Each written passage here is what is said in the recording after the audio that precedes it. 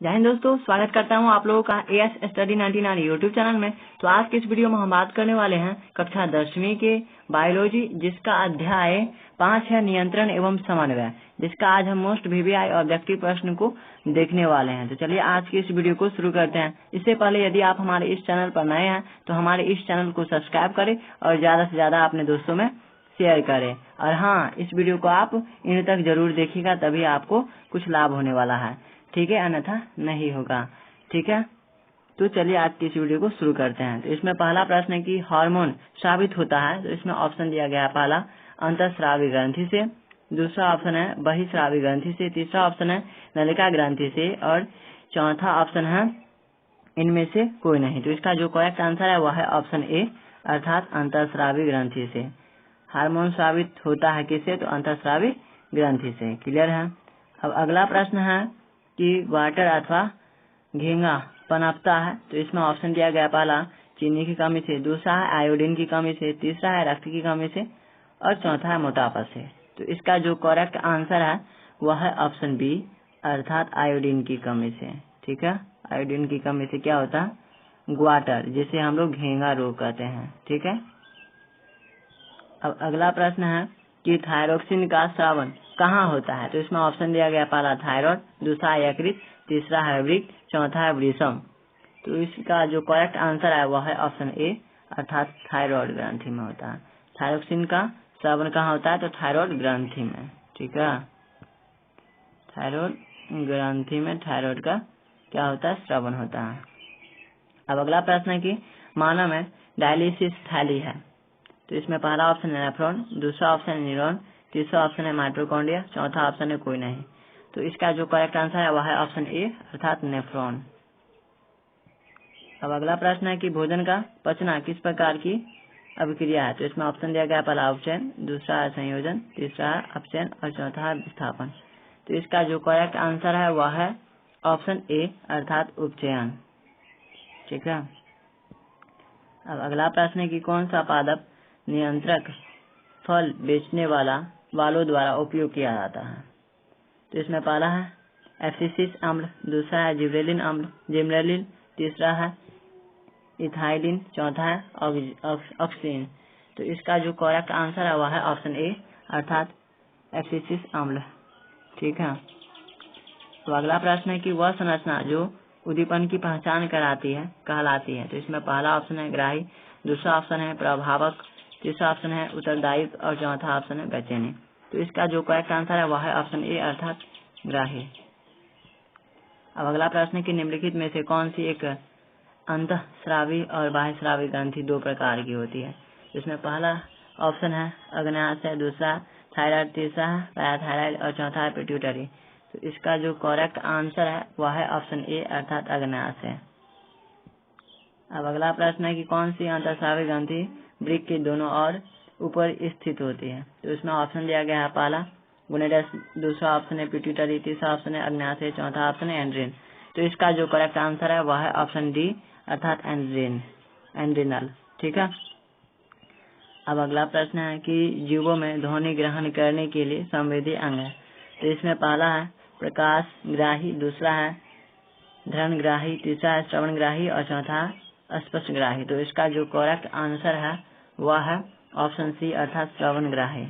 यहाँ पर कह रहा है कि जीवों में ध्वनि ग्रहण मतलब ध्वनि ग्रहण अर्थात सुनने, ध्वनि को सुनने। श्रवण का मतलब क्या होता है? सुनना। और ग्राही तो किसके द्वारा? श्रवण ग्राही द्वारा, यानी अर्थात सुनने के लिए जो ग्राही है उसके द्वारा वह जीव क्या कहते हैं? ध्वनि को ग्रहण करते हैं या ध्वनि को प्राप्त करते हैं, सुनते हैं। ठीक है। अब अगला प्रश्न है कि वृक्क के ऊपर स्थित अंतःस्रावी ग्रंथि है। तो इसमें पहला है पीयूष ग्रंथि, दूसरा पीनियल ग्रंथि, तीसरा है आदिव्री ग्रंथि और चौथा है नॉन ऑफ दीज। तो इसका जो करेक्ट आंसर है वह है ऑप्शन सी, अर्थात आदिव्री ग्रंथि।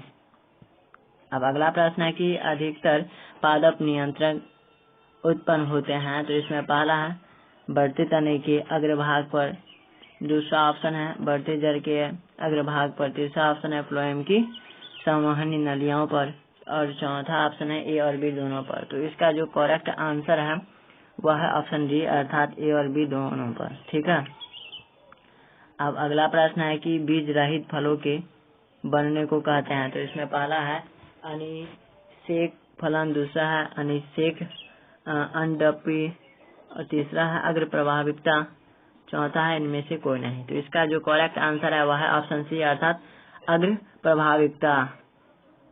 अब अगला प्रश्न है कि निम्नलिखित में कौन सा पादप हार्मोन है। तो इसमें पहला है इंसुलिन, दूसरा है थायरोक्सिन, तीसरा है एस्ट्रोजन और चौथा है साइटोकाइनिन।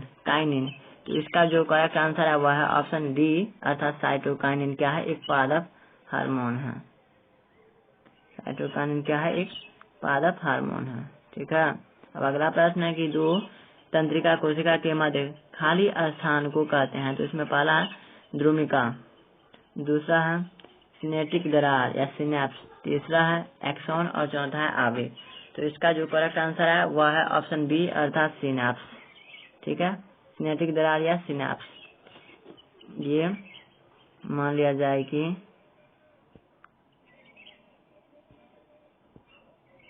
ये क्या है, एक तंत्रिका कोशिका है, तंत्रिका कोशिका है और इसके बीच में जो यहाँ पर गैप होता है उसी को हम क्या कहते हैं, सिनेप्स कहते हैं। ठीक है, इसी को हम क्या कहते हैं, सिनेप्स कहते हैं। मान लिया जाए कि यह तंत्रिका कहते हैं, इसी को हम क्या कहते हैं, सिनेप्स कहते हैं।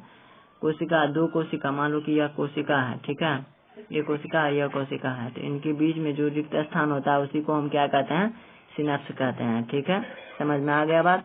अब अगला प्रश्न है कि मस्तिष्क उत्तरदायी है। तो इसमें पहला है सोचने के लिए, दूसरा है हृदय स्पंदन के लिए, तीसरा है शरीर का संतुलन बनाने के लिए और चौथा है उपयुक्त सभी। तो इसका जो करेक्ट आंसर है वह है ऑप्शन डी अर्थात उपयुक्त सभी। ठीक है। अब अगला प्रश्न है कि बहुकोशिकीय जीवों में निम्न में से किस प्रकार का समन्वय पाया जाता है। तो इसमें पहला रासायनिक समन्वय, दूसरा है तंत्रिका समन्वय, तीसरा उपयुक्त दोनों और चौथा है इनमें से कोई नहीं। तो इसका जो करेक्ट आंसर है वह है ऑप्शन सी अर्थात उपयुक्त दोनों। ठीक है, अर्थात ये दोनों। ठीक है, रासायनिक समन्वय और तंत्रिका समन्वय दोनों। ठीक है। अब अगला प्रश्न है कि तंत्रिका कोशिकाएं कितने प्रकार की होती है। तो इसमें पहला ऑप्शन है 1, दूसरा ऑप्शन 2, तीसरा ऑप्शन 3 और चौथा ऑप्शन है 4। तो इसका जो करेक्ट आंसर है वह है ऑप्शन सी अर्थात 3 प्रकार की होती है। ठीक।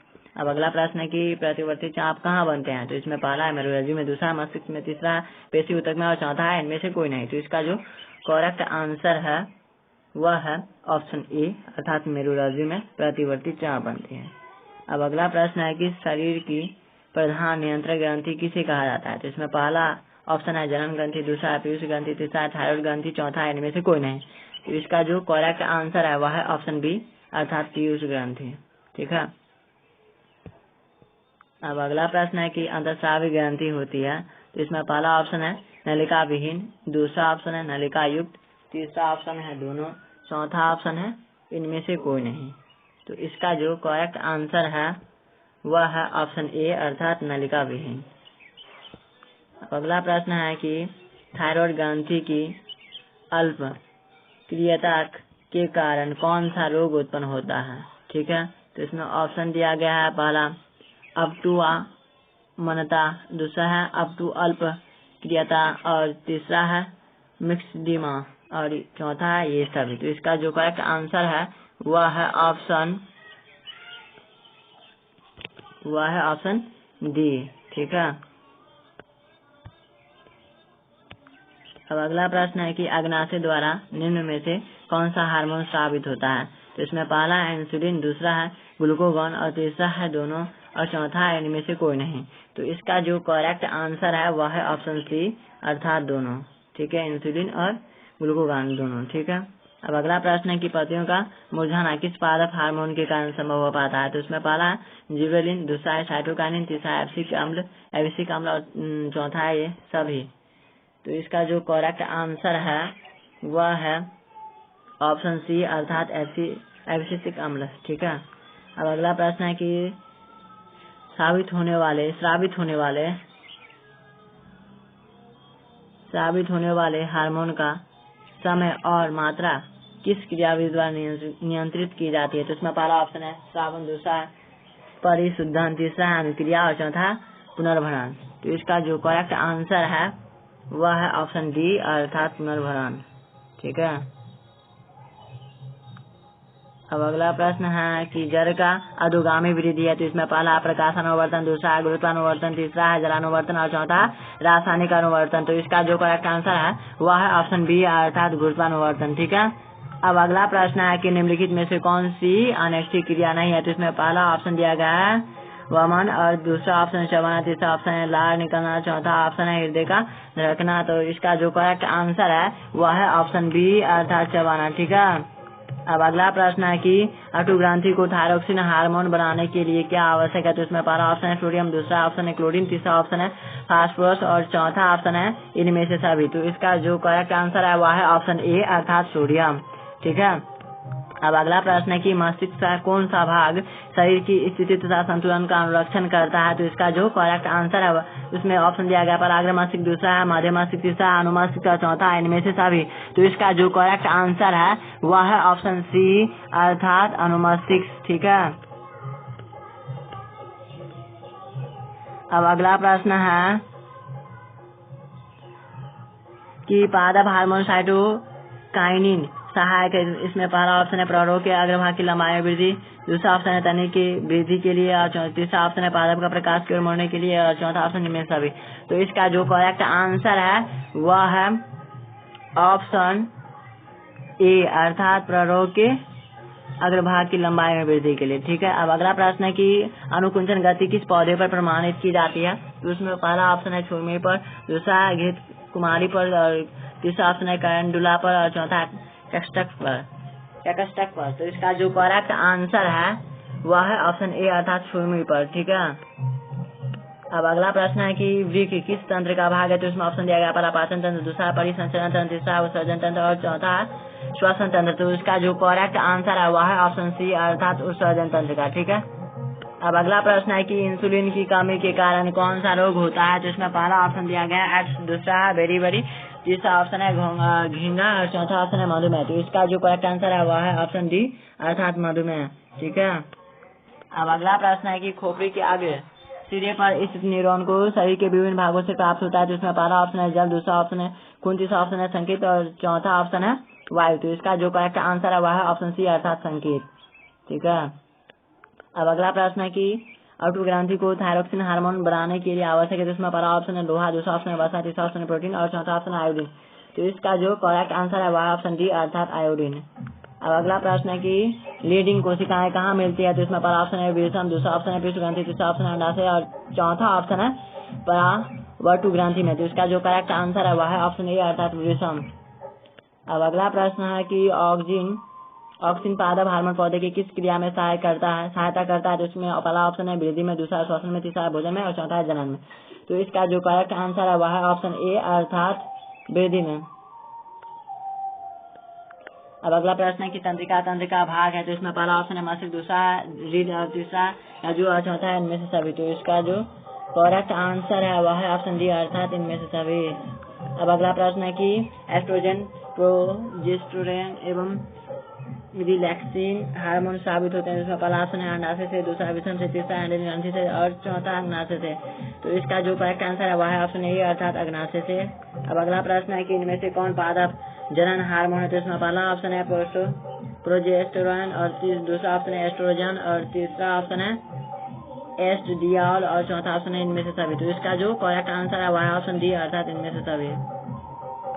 अब अगला प्रश्न है कि कुछ जानवर जुगाली करते हैं, तो इसमें पहला ऑप्शन है स्वास्थ्य के लिए, दूसरा है भोजन को पचाने के लिए, तीसरा ऑप्शन है दूध बनाने के लिए और चौथा ऑप्शन है इनमें से कोई नहीं। तो इसका जो करेक्ट आंसर है वह है ऑप्शन बी अर्थात भोजन को पचाने के लिए। जुगाली अर्थात जिसको आमतौर की बोल भाषा में पाउज कहते हैं, जानवर पाउज, ठीक है, पाउज करते हैं, उसी को विज्ञान की भाषा में जुगाली कहते हैं। ठीक है। अब अगला प्रश्न है कि रुधिर दाब तथा हृदय स्पंदन किस हार्मोन के द्वारा बढ़ता है, तो इसमें ऑप्शन दिया गया पहला प्रोजेस्टेरोन, दूसरा है एस्ट्रोडियोल और तीसरा ऑप्शन है एड्रेनल और चौथा ऑप्शन है रिलैक्सिन। तो इसका जो करेक्ट आंसर है वह है ऑप्शन सी अर्थात एड्रेनल। ठीक है। अब अगला प्रश्न है कि हमारे शरीर में विभिन्न जैविक कार्यों का नियंत्रण होता है, तो इसमें पहला ऑप्शन तंत्रिका द्वारा, दूसरा ऑप्शन है रासायनिक द्वारा, तीसरा ऑप्शन तंत्रिका में रासायनिक द्वारा और चौथा ऑप्शन इनमें से कोई नहीं। तो इसका जो करेक्ट आंसर है वह है ऑप्शन सी अर्थात तंत्रिका में रासायनिक द्वारा। ठीक है। अब अगला प्रश्न है कि एब्सिक एसिड किस तरह का रसायन है? तो इसमें पहला ऑप्शन दिया गया ऑक्सीजन की तरह, दूसरा ऑप्शन है जिबरेलिन्स की तरह, और तीसरा ऑप्शन है साइटोकाइनेन की तरह, और चौथा ऑप्शन है विधिरोधक की तरह। तो इसका जो करेक्ट आंसर है वह है ऑप्शन डी अर्थात विधिरोधक की तरह। अब अगला प्रश्न है कि बीजरहित पौधों के उत्पादन में ये सहायक होते हैं। तो इसमें पहला ऑप्शन है साइटोकाइनेन, दूसरा ऑप्शन है ऑक्सीजन, और तीसरा ऑप्शन है जिबरेलिन्स, और चौथा ऑप्शन है ऑक्सीजन एवं जिबरेलिन्स। तो इसका जो करेक्ट आंसर है वह है ऑप्शन डी अर्थात ऑक्सीजन एवं जिबरेलिन्स। अब अगला प्रश्न है कि इनमें कौन फल पकाने के लिए प्रयुक्त होते हैं? तो इसमें पहला ऑप्शन है ऑक्सीजन, दूसरा ऑप्शन है जिबरेलिन, तीसरा ऑप्शन है एथिलीन, और चौथा ऑप्शन है साइटोकाइनेन। तो इसका जो करेक्ट आंसर है वह है ऑप्शन बी अर्थात जिबरेलिन्स। ठीक है, तो उम्मीद करता हूँ दोस्तों आपको यह वीडियो अच्छा लगा हो, तो प्लीज हमारे इस वीडियो को लाइक करें और ज्यादा से ज्यादा अपने दोस्तों में शेयर करें। इससे और हमारे इस चैनल पर यदि आप पहली बार विजिट कर रहे हैं तो हमारे इस चैनल को सब्सक्राइब कर दें। ठीक है, ओके, थैंक्स फॉर वॉचिंग। मिलते हैं अगले वीडियो में। जय हिंद, जय भारत।